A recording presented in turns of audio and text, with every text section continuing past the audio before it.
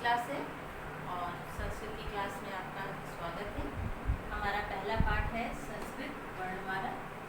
संस्कृत वर्णमाला की तरफ चलने से पहले मैं सबसे पहले आप लोगों से संस्कृत भाषा के विषय में बात करना चाहूँगी। संस्कृत भाषा भारत की सबसे प्राचीन भाषा है। हिंदी भाषा भी संस्कृत भाषा से ही निकली है। दोनों ही भाषाओं की लिपि भी एक है। दोनों ही भाषाओं की लिपि है देवनागरी लिपि। तो संस्कृत भाषा और हिंदी भाषा दोनों भाषाओं में बहुत सी समानताएं हैं। दोनों की वर्णमाला भी लगभग एक जैसी ही है। लिखने का कुछ ढंग अलग है, कुछ तरीका अलग है, लेकिन लगभग एक जैसी ही। तो आइए अब हम वर्णमाला की तरफ चलते हैं। ये वर्णमाला को हमने कुछ भागों में विभाजित किया है। स्वर वर्ण, व्यंजन वर्ण, अयोग्य वर्ण और संयुक्त व्यंजन। ये हमारी वर्णमाला को विभाजित करने वाले भाग हैं। इतने भागों में हमने वर्णमाला को विभाजित किया है। स्वर वर्ण ये संख्या में 13 होती है, 13। अ, आ, ई, उ, री, ली, ए, ओ, औ। फिर से एक बार पढ़ेंगे। अ, आ, ई, उ, री, ए, ओ, औ। ये हमारे 13 स्वर हैं, स्वर वर्ण हैं। उसके बाद हम आते हैं व्यंजन वर्ण।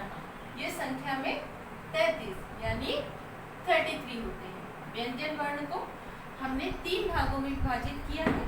स्पर्श व्यंजन, अंतःस्थ व्यंजन और ऊष्म व्यंजन। सबसे पहले हम स्पर्श व्यंजन के विषय में पढ़ेंगे। स्पर्श व्यंजन जैसे इसके नाम से पता चलता है, स्पर्श का अर्थ होता है छूना।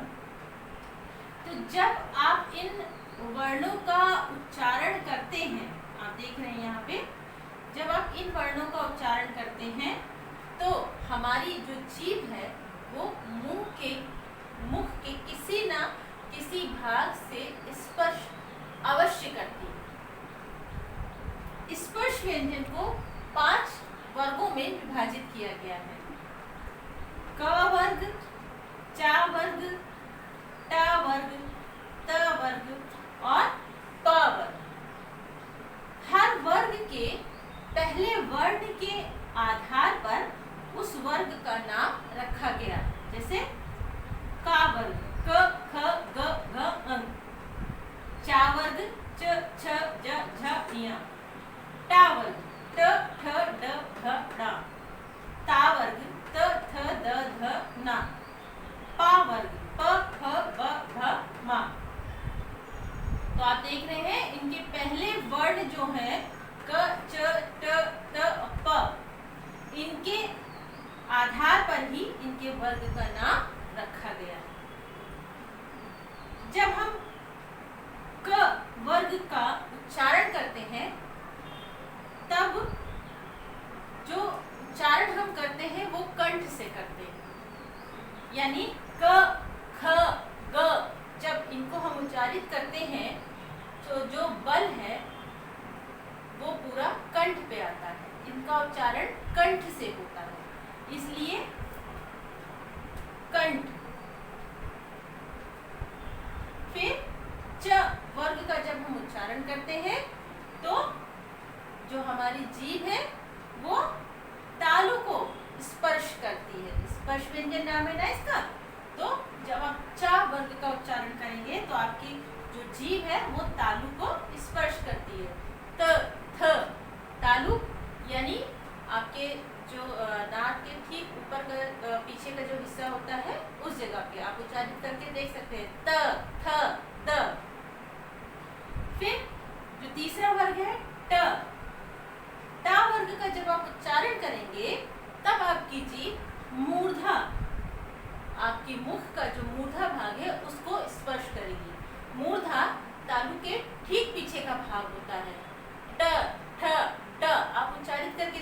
आपकी जीभ जिस हिस्से को, मुख के जिस हिस्से को स्पर्श कर रही है वो है मूर्धा।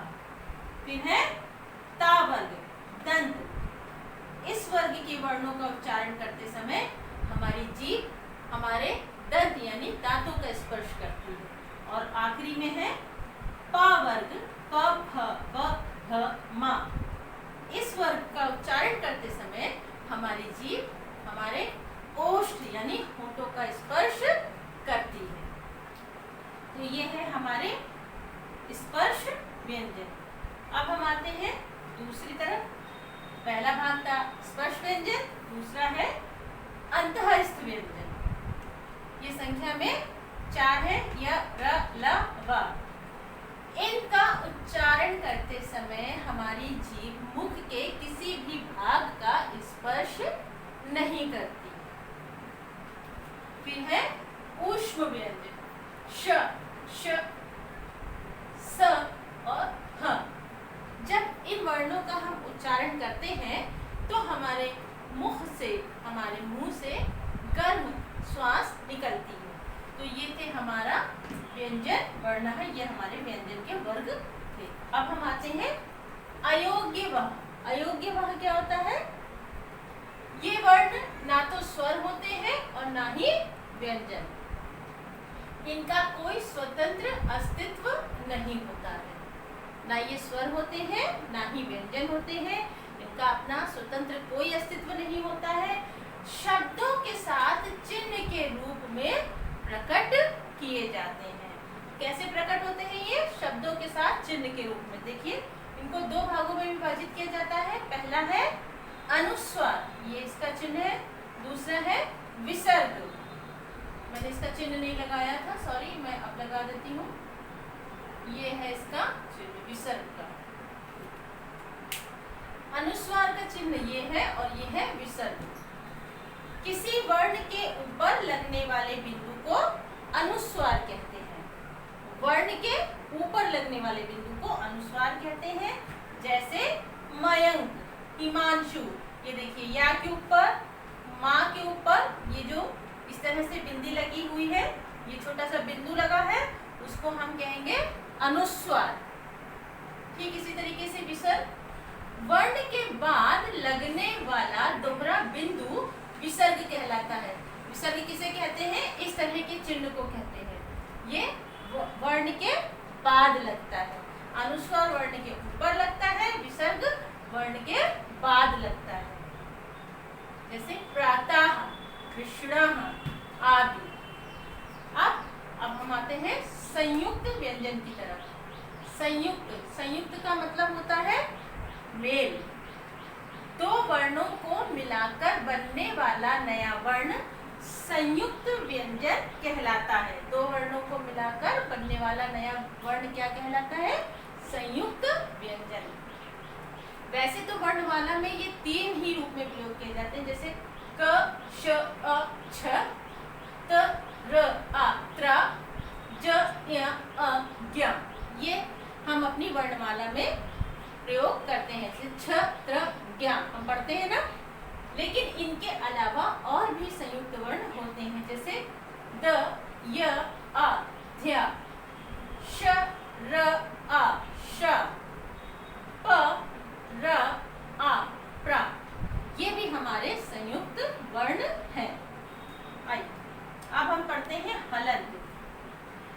किसी वर्ण के नीचे लगने वाली तिरछी रेखा। देख रहे हैं आप? इस तरह से मैं ये देखिए, जब हम वर्ण के नीचे इस तरह से जो एक रेखा बनी होती है, इसे हम क्या कहते हैं? हलंत कहते हैं। हलंत का प्रयोग हम व्यंजन को स्वर के बिना दिखाने के लिए करते हैं। वर्णों के मेल से शब्द बनता है। अब हमने वर्ण पढ़ लिए हैं, अब हम आगे पढ़ना सीखना चाहते हैं संस्कृत, तो हमें शब्द भी पढ़ने आने चाहिए ना। तो हम शब्द कैसे बनेगा? जब वह से वर्ण मिलते हैं तो उससे शब्द बनता है। शब्द रचना को हम 2 भागों में बांट सकते हैं।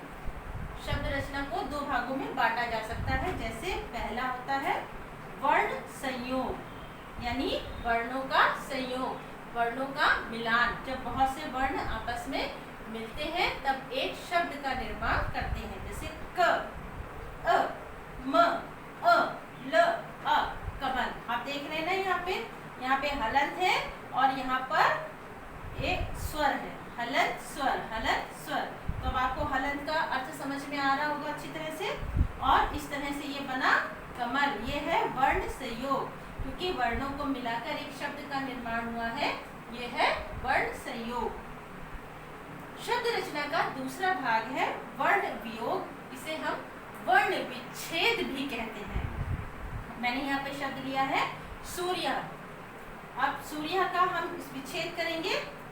सबसे पहले क्या है? सा, फिर ऊ, फिर र, फिर य, और फिर ये आपका विसर्ग आ गया, सूर्य, सूर्य। अभी हमने आपको यहाँ पे अयोग्य वहां में विसर्ग आपको पढ़ाया था ना। हमने बताया था आपको कि दोहरा बिंदु जो लगता है उसे विसर्ग कहते हैं। ये देखिए यहाँ पे दोहरा बिंदु इस तरह से दिखाया गया है, ये रहा।